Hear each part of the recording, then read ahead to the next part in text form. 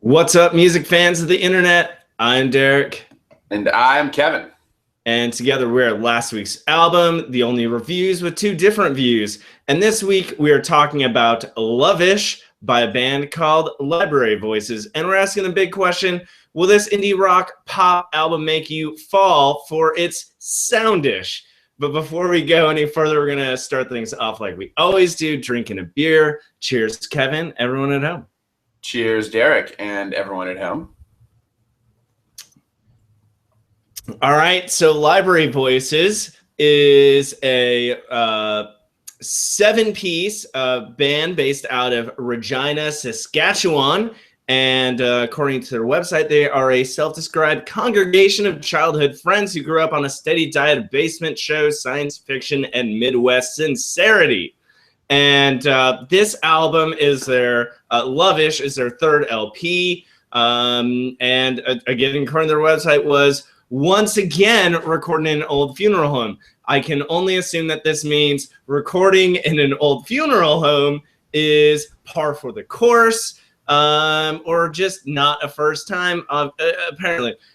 This one actually comes 2 years in the making, and actually 4 years after their last album. This one comes at the tail end of a very rough tour, and in some downtime, the lead singer Carl Johnson was viciously beaten in a random act of violence that has left him without the sense of smell.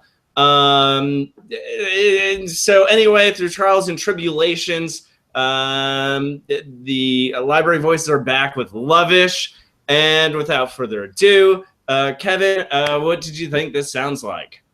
I think this sounds like a monthly book club made up of Pickwick, Strand of Oaks, and the Beach Boys. Nice, nice. I like the Pickwick reference there. I can totally hear that. I think Library Voices sounds like a jaded John Cougar Mellencamp, overcast future islands, and an 80s Brat Pack movie soundtrack, all packaged into one. All right, so that brings us to key tracks.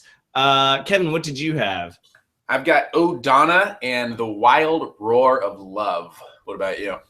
Nice. I actually had Sunburnt in LA and Death by Small Talk. So why don't you start us off with album opener Oh Donna?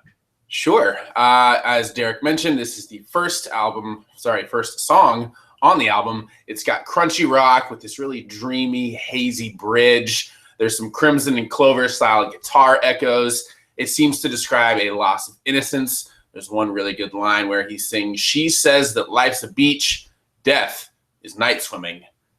And to me, it sounds like Richie Valens meets Weezer meets Tame Impala, and it makes for a really great first song on the album. Nice. I actually had the one following that right after Sunburnt in LA. I thought this one was a very different change of pace from Oh Donna. The verses feature drum machine beats, hazy synth, matched up against airy keys. The chorus features sweeping electric guitar chords, layered vocals. So this, I totally thought this was kind of an 80s type sound here. And the lyrics I thought were really interesting. I thought they kind of read like a self-effacing love letter, the details of which one of us might describe later. Yeah. You mentioned Brat Pack earlier, Derek. I think that song in particular sounds like it would fit right in on the soundtrack to Breakfast Club or Ferris Bueller's Day Off. But my other key track number 6, The Wild Roar of Love, is not at all what it sounds like. It's a lot more low-key than you'd expect from its title. There's luring synth, spacey blips, buttery guitar, thumping drums. It's a gentle ballad with some really heart-wrenching lyrics. I'll give you a few examples. "You were gold and I was wine. Make a museum out of me. You were dawn and I was death." Those are not in, well, they're in that order, but they're not all like that. Those are just some snippets for you. And for me, this song has so much, I don't know, understated power. It's like Eric Clapton doing a Tom Petty cover, if you can imagine that. And what about your other key track, Derek?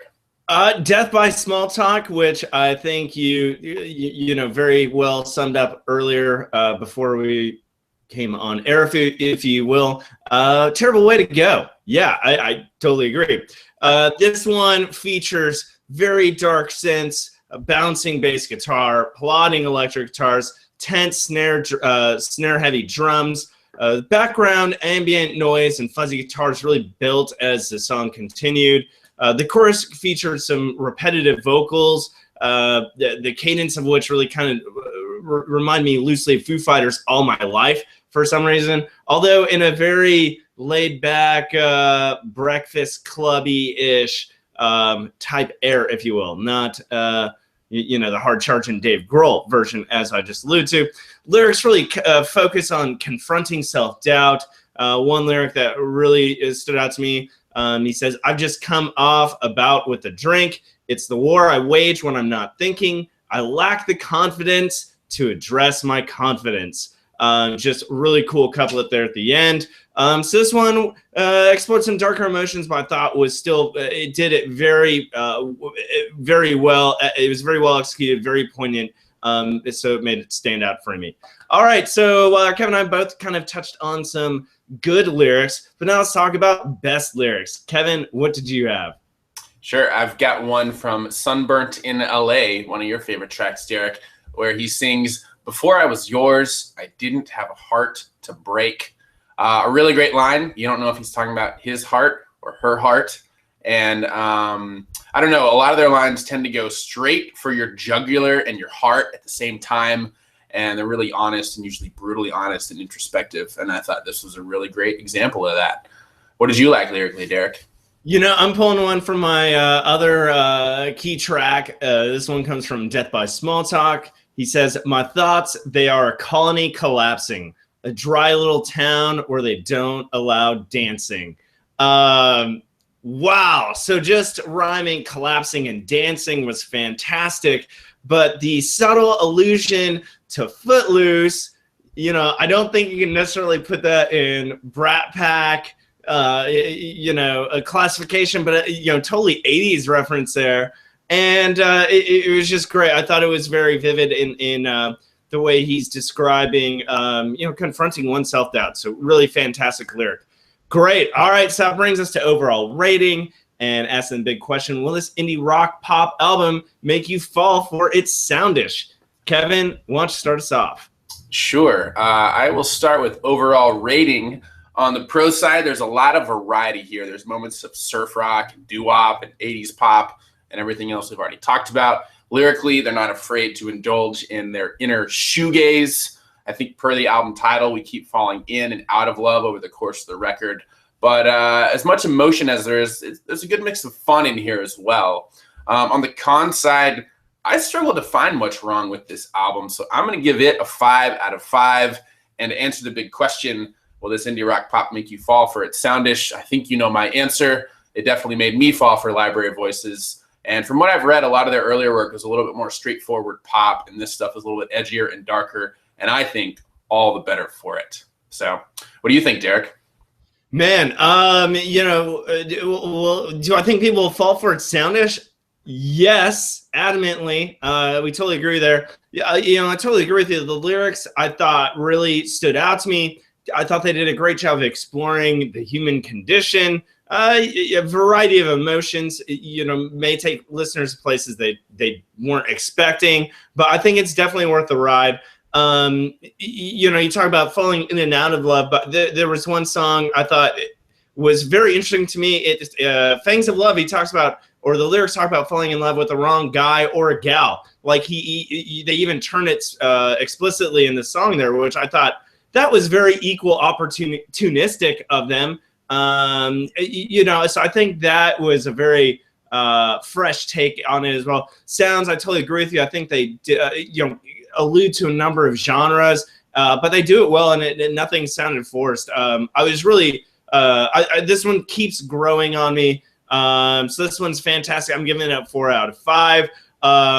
I actually had to check my notes on what song that was, so I missed what your rating quantitatively earlier. 5 out of 5. So there you have it. A combined 9 out of 10. We add here on the fly here at last week's album.